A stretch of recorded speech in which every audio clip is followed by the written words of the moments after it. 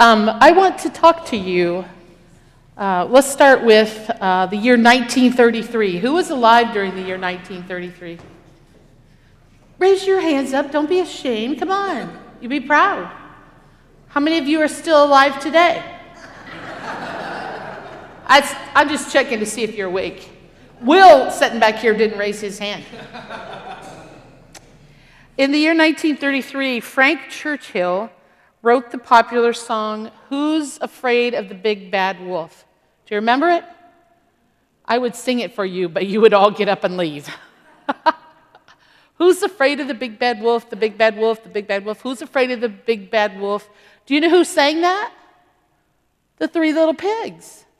It was in a Disney cartoon that came out, and it was a very popular song. In fact, that song down through the years has been recorded by numerous people, including Duke Ellington, Barbra Streisand, and for those who are younger, LL Cool J. It was actually even used during World War II with different lyrics, propaganda lyrics, and recorded in German to be broadcast. So my question for us today deals with wolves. Wolves. What are the wolves in your life? In other words, what do you fear? Now, I'm not talking about worry. Worry's a little bit different. What do you actually fear? Now, I know you all had childhood fears. Maybe you were afraid of thunderstorms or snakes. How many of you are afraid of snakes? Steve Martin, our custodian, owns a couple. So if you want to get used to them, I'm sure maybe Steve would bring a boa. He has a boa. Maybe he'd bring it to church. He told us in the last service it was 9 foot long. Anyway, I'm not trying to scare you all today. I guess I did a good job with the wolf voice and now the snakes. But what do we fear? Think about that. Do you fear death? That's supposed to be our number one fear in life. Do you fear public speaking? Some people, that's number one for some people, or number two. Do you fear cancer? Do you fear health problems or financial problems? Or do you fear being alone? I know when you're a couple, a lot of times you have that discussion, I want to go first. No, you know. I'm sure you, looking at each other, you all decide that. But I want us to really, really ponder that. What are the wolves in our lives? When I was Tuesday evening, I was at the jump meeting. How many of you were at the jump meeting? We had about 20 from our church. It was a good representative.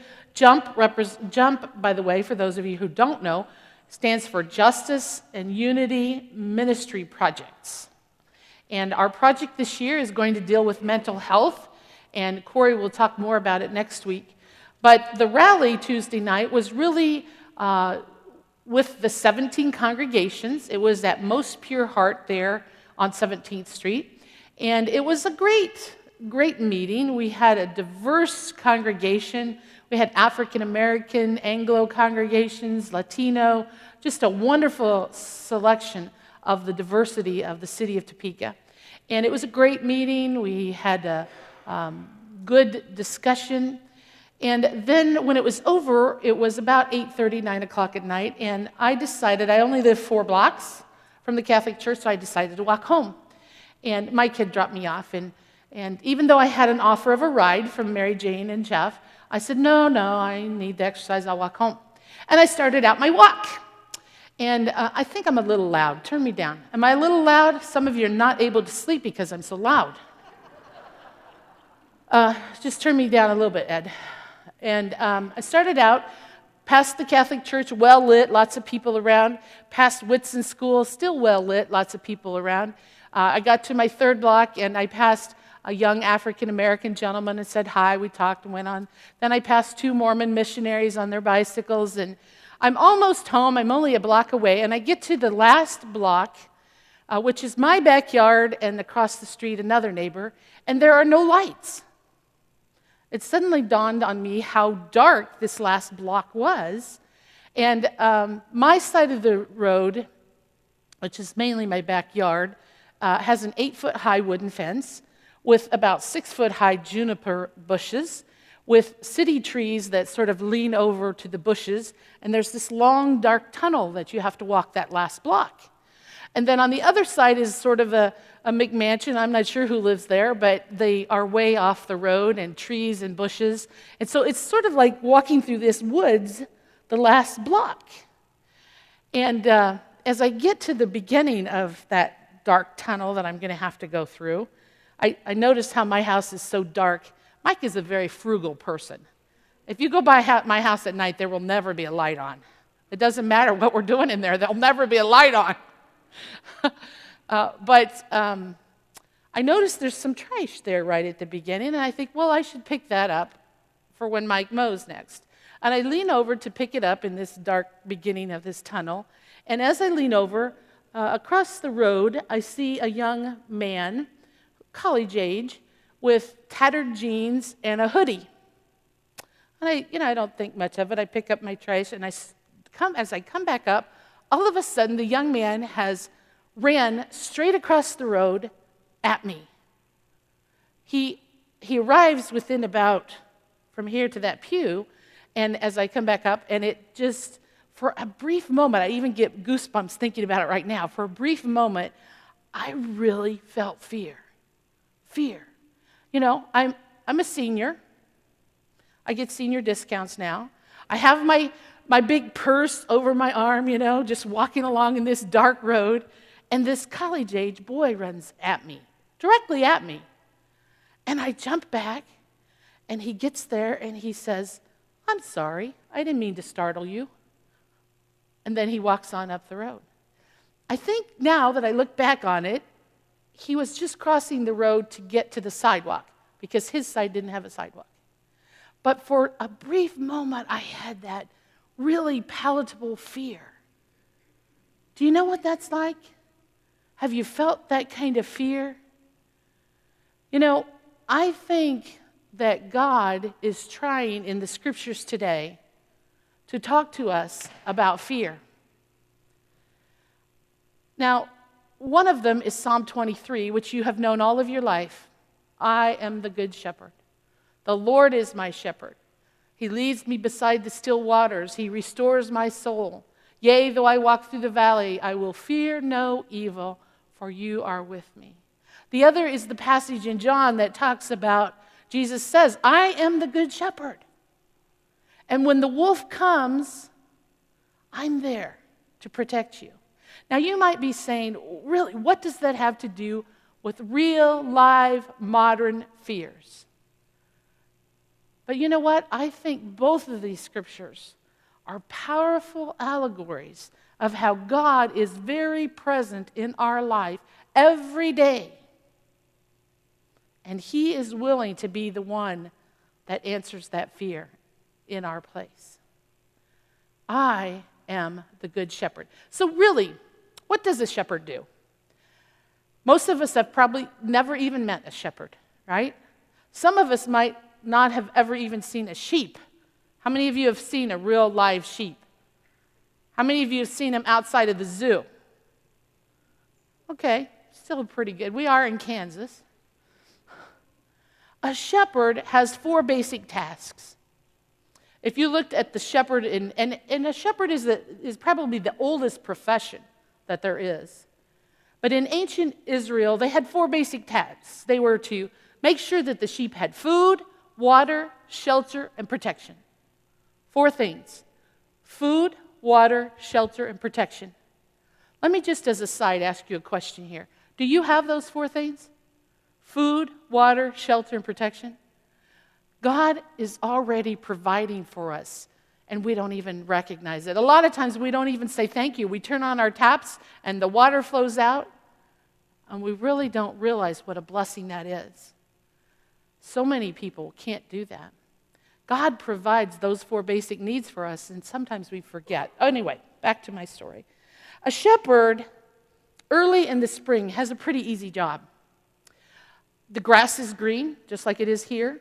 the water's flowing abundantly, he can live right by his village and just take the sheep right outside the village, and there's plenty to eat. As summer comes, it's a little harder. They have to go a little further afield. It dries up, it becomes hay, but the sheep will still eat it, and it's fine.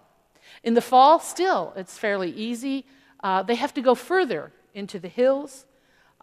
They often glean from fields that have been harvested, and the sheep eat the leftovers. But in the winter is when it really gets tough, even in Israel today. They have to go either high into the mountains, where the shepherd actually literally has to cut down some branches to help find feed, or if they're a wealthier shepherd, they take them home to the village and put them in their house. In ancient Israel especially, your bottom floor of your house was actually your stable. And so the sheep, you would live above the sheep. Wouldn't that be lovely? We have 2 little puppy dogs right now that belong to my daughter-in-law. You know, it's a blessing to have the daughter-in-law and children staying with us, but the dogs, they're on the porch, and Mike often is like, ooh. But imagine a whole sheep full in your house, what that must have been like. But the shepherd cared so much for their sheep and for their protection, they were willing to put up with that, to actually care by taking them into their home and into their house. You know, the most interesting thing I learned about shepherds and sheep as I was looking at this was that often when they're out on that hills or out in that more deserted area, the wolves do attack. In ancient Israel, there were lots of wolves. Today, there are still wolves in Israel, and they still attack herds. One of the most moving sights I saw when I was in Israel was shepherds out with their sheep, knowing that these men were still doing, thousands of years after Christ, still doing that same profession. But one of the things is that when a wolf does come, the sheep scatter. They run for their lives. And the shepherd takes care of the wolf, either drives it off or kills it, and then he has the task of gathering all those sheep back together. That's not an easy task. Mainly it's done by just his voice. He calls out to the sheep and calls them back together, and the majority of them listen. They hear his voice. They recognize the sound. But there's always a few that don't listen, that don't hear the shepherd. And then we have sheepdogs over here, but over there in ancient Israel, they actually used a slingshot. And they took the slingshot and they took a few pebbles or a few small stones, and they would shoot it at their own sheep. Usually just a little bit beyond the sheep, to startle them, to wake them up, to make them a little fearful. They had their nose to the ground, either eating or distracted or moving in a different way. And the pebbles would startle them, and he'd call them again, and they'd come back. But the really stubborn sheep, you know what he would have to do to the really stubborn sheep that weren't listening? He'd actually have to hit them with the rock. Ping, ping, ping, until they wake up and pay attention and come back to the safety of the fold. Wow, when I saw that image, I thought of life. I thought of life. How many times does God have to ping us to get our attention? That's kind of a silly word. How many times does God have to wake us up? We're so distracted. We're distracted by the wolves of life. We're distracted by our finances. We're distracted by our health. We're distracted by our neighbors. We're distracted by traffic, politics. List goes on and on and on. The wolves try to distract us from God. And all too often, God has to somehow get our attention again. You know, It never ceases to amaze me that when we are most faithful is when we need God. And when we are most forgetful is when we don't need Him. Or we perceive that we don't need Him. When things are bad, when things aren't going really well, that's when I get down on my knees and I pray and say, God, help me. But when life is great and I'm on top and everything's going great, well, I'll get back to church when I have time. Think about that. Think about how that applies to your life. All too often, we neglect God, and that's when we need Him the most. Jesus clearly states, I am the good shepherd. I laid down my life for the sheep. He has a few verses in there that says the hired man really doesn't care. If the wolf gets a sheep or two, they're not my sheep. But God so loved the world that He gave His only begotten Son, that whosoever believeth in Him should not perish but have everlasting life. God doesn't want to lose even one. Not even one.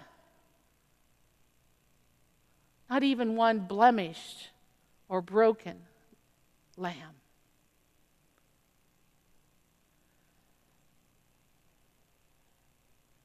Jesus gave His life. He laid it down. And if you notice in the scripture in John, there's a really short little verse in there that says, I have other sheep that I need to call too. That's a whole nother sermon in itself about the fact that we Baptists aren't the only sheep, or even we Protestants aren't the only sheep. You know, the power of Jump is that we are all working together. Catholics, Protestants, whatever, we're working together to find justice. Well, I do believe that there are real wolves in our lives. And they often come disguised, as I said, as good things. If you look at your bulletin, your image there, I chose this image because it speaks to me powerfully of how we are so often distracted from God, from the faithfulness of serving God, from His mission. We get so distracted. And what seems to be a sheep is actually a wolf in sheep clothing. Psalm 23:4 says, even though I walk through the darkest valley, I will fear no evil, for you are with me. Just as I told the children today in the little story of the 3 pigs, it's not enough to have a house built of bricks. It's not enough to surround yourself with money and fine retirement funds. The most important thing we can do is have Jesus as our good shepherd. When the wolf comes knocking at our door, we allow Jesus to answer. Let go. Let go. You know, all of your fears, all of our fears, are almost always things that we cannot control. We can't control death. We can't control cancer. We can't control our health. We can't control our politicians. We can't control, the list is on and on and on. What we can control is letting go and allowing God to be the one in control in our lives.